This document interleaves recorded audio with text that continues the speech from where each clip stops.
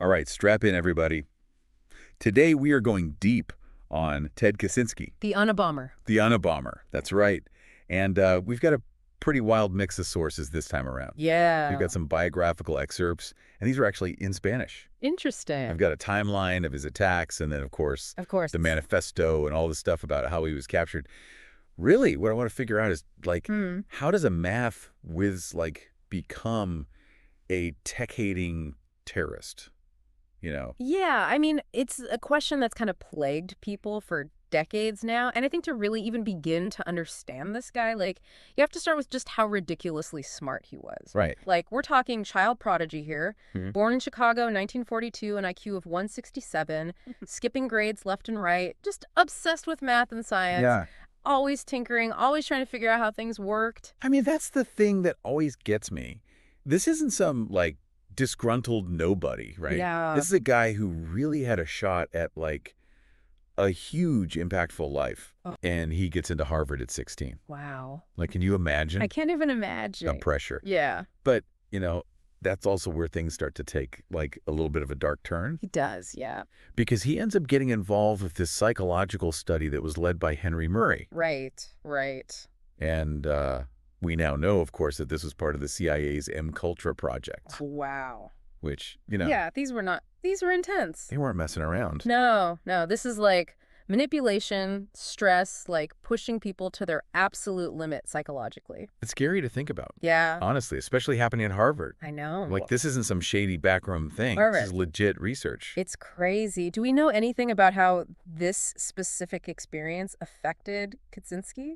He did describe it later as being traumatic, and some Right. people think that it's what kind of fueled his distrust in institutions later on. Right. But it's really hard to draw a straight line from MKUltra to the bombings, Yeah, I get that, but it's got to be a part of it, right? It's definitely part of his story. Yeah, it adds another layer to it. So, okay, so we have this brilliant mind, maybe a little messed up from this MKUltra thing. Potentially. What happens next? So he still manages to power through all of this, gets his PhD from the University of Michigan. Okay. And by the time he's 25, 25. he's a professor at UC Berkeley. Are you serious? Yeah. That's insane. Crazy, right? But then, 1969, Okay.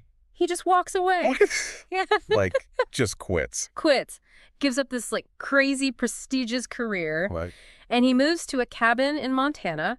No electricity, no running water, completely off the grid. This is where it gets interesting now. What drives somebody to do that? Well, yeah. I mean, was he just completely rejecting academia, or was it something more than that? Was there something else going on? Well, it seems, from what I can piece together from the sources you gave me. Right. Kaczynski was having this growing disillusionment with society, especially with how fast technology was advancing. Right. And he saw it as this force that was dehumanizing and eroding individual freedom, That's right. taking us toward a really, really bad future.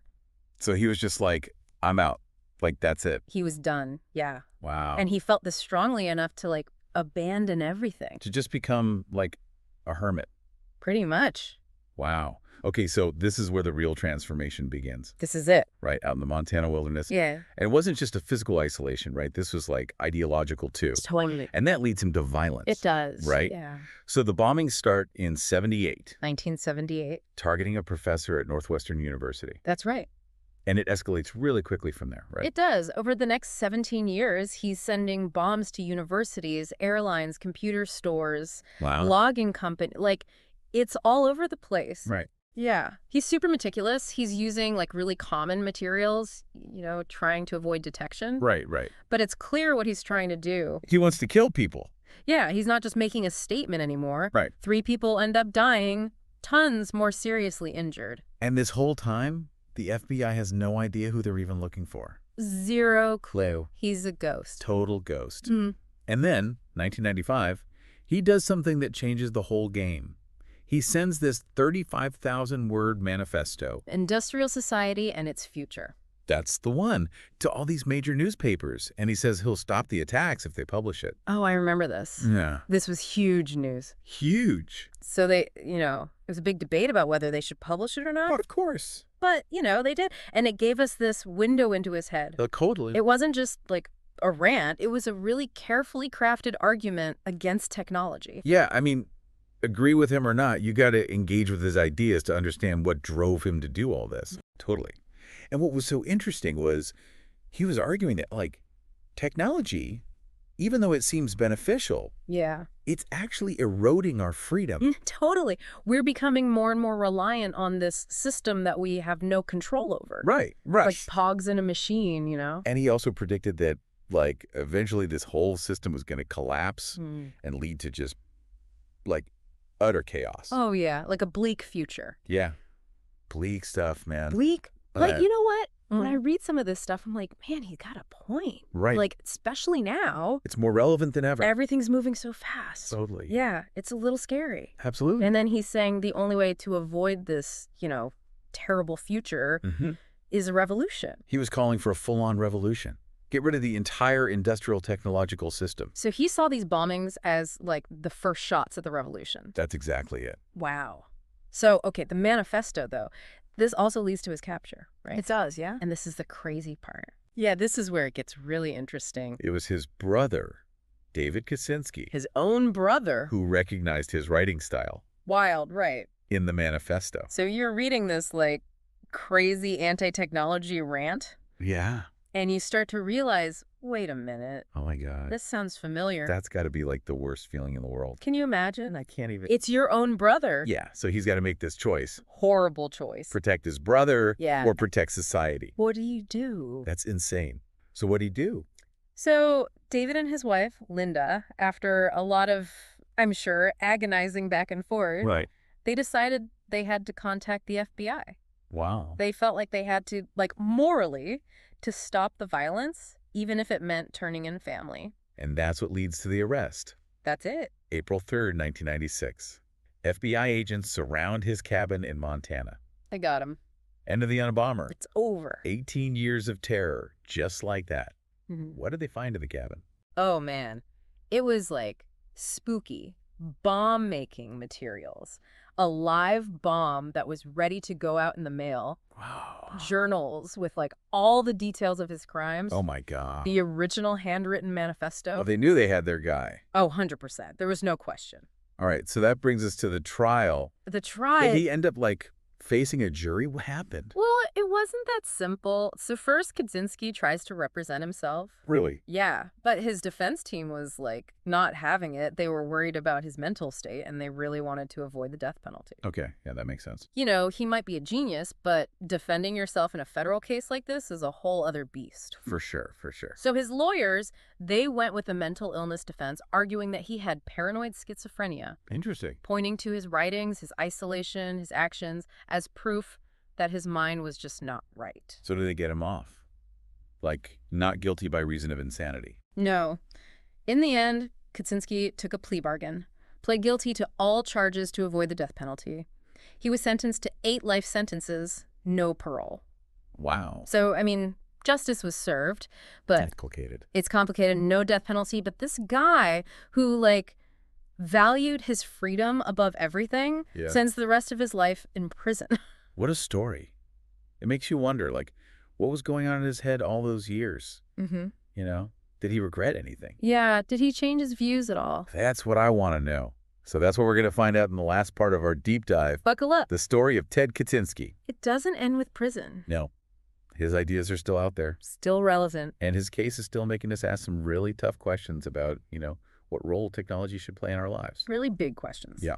So we're back. And last time, we left off talking about Kaczynski's manifesto, Industrial Society and Its Future. Industrial society and its future. Yeah. It's a lot to unpack. But I think it's, like, really important to get into some of the specifics. I agree. So what are some of the, like, the core things he's arguing? Okay, so one of the big ideas is what he calls the power process. The power process. Yeah. And basically, he's saying humans, we all have this need to exert control over our environment, achieve goals, overcome challenges, you know, just like natural human stuff. And in primitive societies, like, think way back, this was fulfilled through, like, hunting, building shelters, raising families. The basics. Yeah, exactly. But now he's saying technology has screwed all that up. Pretty much, yeah. He's arguing that technology has taken away those real challenges and replaced them with, like, artificial ones. Like what? Like climbing the corporate ladder or buying a bunch of stuff. Things that don't really matter in the grand scheme of things. So we're not facing real problems anymore, just these fake ones. Exactly. And he calls these surrogate activities. Surrogate activities. And he says these just don't give us that same feeling of satisfaction. Right. Like they're not as fulfilling. No. As the stuff our ancestors used to do. Right. And this, he says, leads to all these negative feelings. Emptiness, anxiety, this feeling of not having a purpose. Yeah, like what's the point? Exactly. He calls it the problem of human motivation. Interesting. So he's basically saying that, like, technology has made us soft, taken away all the things that actually make life meaningful. And not just on an individual level, but on a societal level, too. Okay, I see where he's going with this. And then he goes on to talk about something called over-socialization. Over-socialization. Yeah. And he argues that modern society, with all its rules and expectations, it suppresses our natural instincts. Like, we're forced to live in these ways that just don't feel right. We got to conform. You got to conform, be obedient. You obey authority. So it's like we're losing our individuality. Oh, yeah. And technology plays a big role in all of this, right? Huge role. He saw it as a tool for control and manipulation. I mean, I guess you could say that, yeah. The more technology advances, the easier it is for governments and corporations to, like, watch us, influence our thoughts, even control our lives. It's kind of Big Brother-ish. Totally. And that's where this, like, deep fear of a technological dictatorship comes from. It's not just that he hated machines. No. Right. It was much deeper than that. Much deeper. It was a symptom of a sick society, you know? Wow. Okay. I'm starting to get it now. Good. So what was the solution? Well, and here's the controversial part. Yeah. He thought the only way out was revolution. A revolution. A full-on violent overthrow of the entire system. Like destroy everything. Pretty much. Dismantle the whole industrial technological complex. That's pretty extreme. It is. But, you know, even though his methods were obviously wrong. Of course, yeah. You have to admit, some of his concerns about technology weren't totally crazy. No, I mean, he was right about some things. Like, our privacy is definitely eroding. Big time. And corporations, I mean, they have so much power. More than ever. And then you see what's happening with AI. And the potential for it to be used for, like, bad stuff. It's kind of scary. It's like he saw it coming. It's like he was a warning sign, you know? Totally. Great. Yeah, like, wake up, people. But, of course, he went about it in completely the wrong way. Yeah, his approach was totally self-defeating. Yeah, definitely. But it does make you think, right? For sure. Like, what are we doing? Where are we headed? Yeah, what is the role of technology? It's a big question.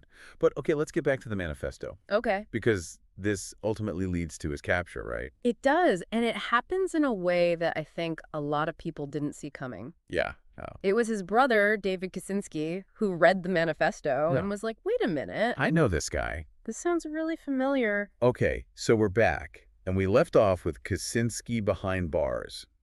8 life sentences, no parole.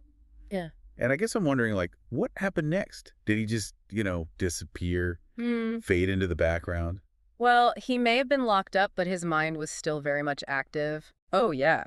He actually became a pretty prolific writer from prison. No kidding? Yeah, like, he was writing letters to people all over the world, like, really fleshing out his whole anti-technology philosophy. So even in prison, he's still spreading his message? Still at it.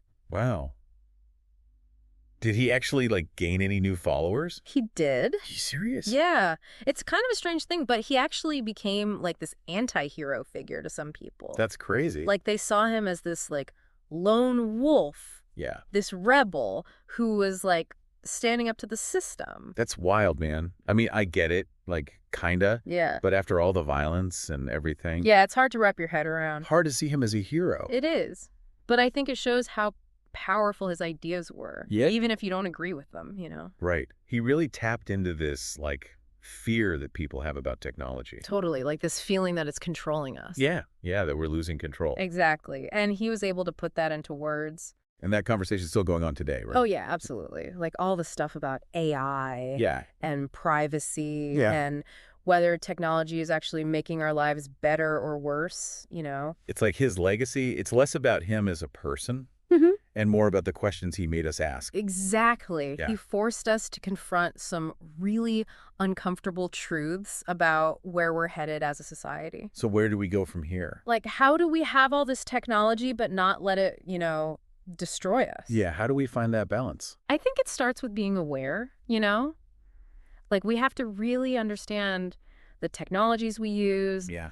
how they work, the risks, the benefits. We can't just be passive, right? No way. We got to demand more transparency from the companies that make this stuff. Right. Hold them accountable. Exactly. We have to be involved in shaping the future of technology. Otherwise, it'll shape us.